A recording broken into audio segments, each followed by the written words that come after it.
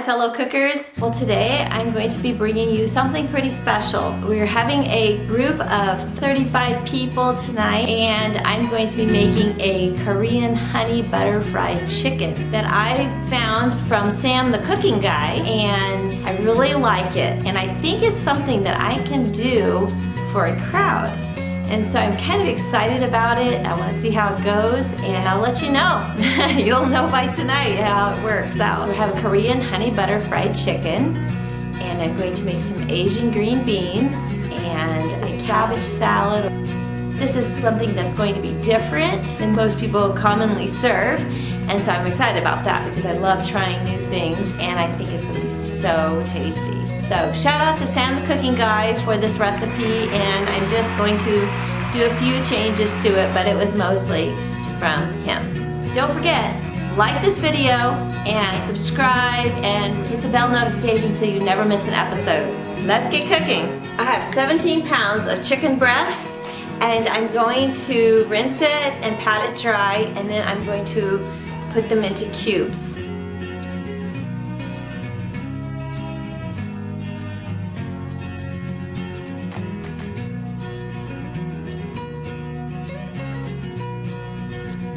Okay, here's 16 pounds of chicken cubed, and now we have to make the batter that you put the chicken into. To make this dish, I am making it for 32 people. I'm going to break up 16 eggs now into this bowl.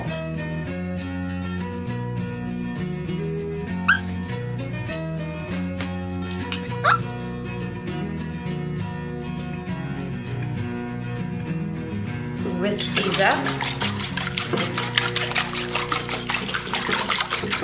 And I'm going to add 2 cups of flour to this. Another cup. Then I'm adding 2 cups of cornstarch. Then I'm going to whisk it all together.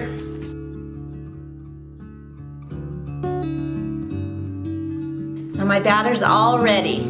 Okay, the next thing we're going to do is heat up our oil. We're going to put a couple of inches into our deep skillet. This is my Dutch oven. I actually don't have a deep fryer because we don't really fry that much. So I've got a couple of inches in there, and we want to heat it to 350 degrees. I'm going to put it on this burner because it has a higher heat output.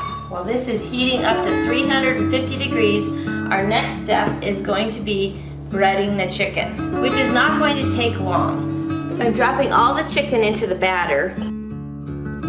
So now I'm going to take it and just bring it up from the bottom. I've got some food gloves on.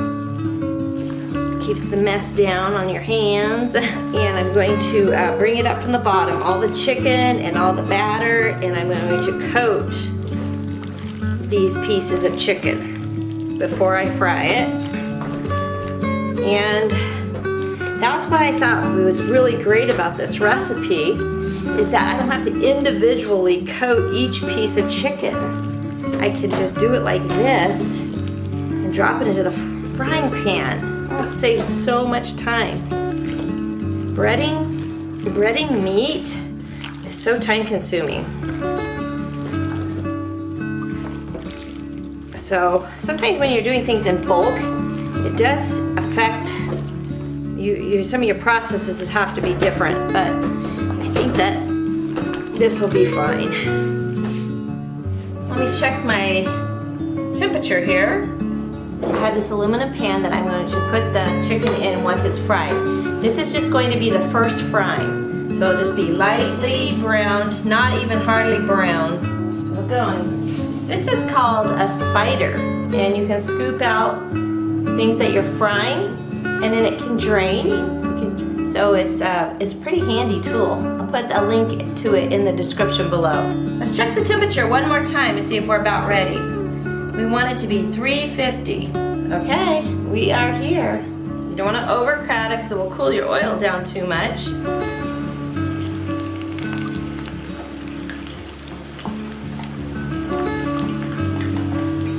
Test the temperature of your oil occasionally to be sure it's at 350 degrees. Once the chicken takes on a little color, approximately 3 to 4 minutes, You can remove it with a slotted spoon or a spider utensil like the one I am using, and remove it to a plate covered with a paper towel to drain.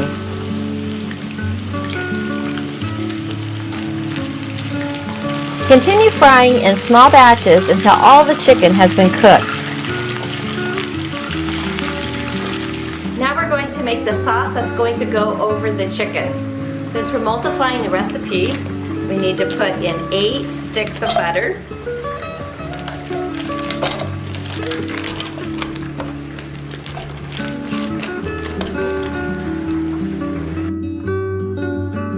Two tablespoons of pepper. Oops! Plus 2 teaspoons. And this is where I messed up. I did double the amount of pepper I was supposed to. So I had to scrape off as much as I could and then call it good. It actually worked out just fine after I did this, and the final product wasn't too peppery at all. Whew. This is catastrophe. Alright folks, I put in way too much pepper. I had to get it out, and now I'm gonna put in my salt, which is 2 tablespoons plus 2 teaspoons of salt. Next is my garlic, and I'm going to need 10 tablespoons because I am not using fresh. 9 and 10. We need 1 cup of sugar, 1 cup of sriracha chili sauce. This is what it looks like.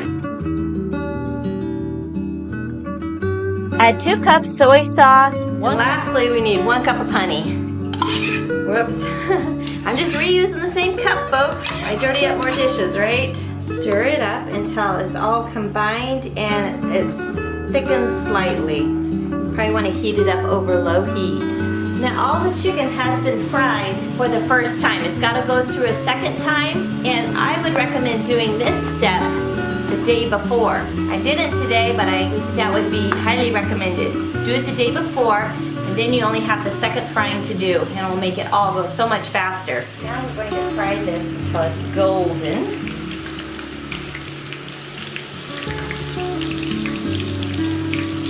So here's what it looks like golden. The sauce can be made the same day you serve it, or make it a day ahead and reheat. Pour the sauce over the chicken and stir until all pieces of chicken are well coated with the sauce. I served my Korean honey butter fried chicken with Asian green beans, steamed brown rice, and cabbage salad. It was so delicious and was well liked by my guests. All in all, the frying was the most time-consuming, and it took me about 4 hours to fry the 17 pounds of meat.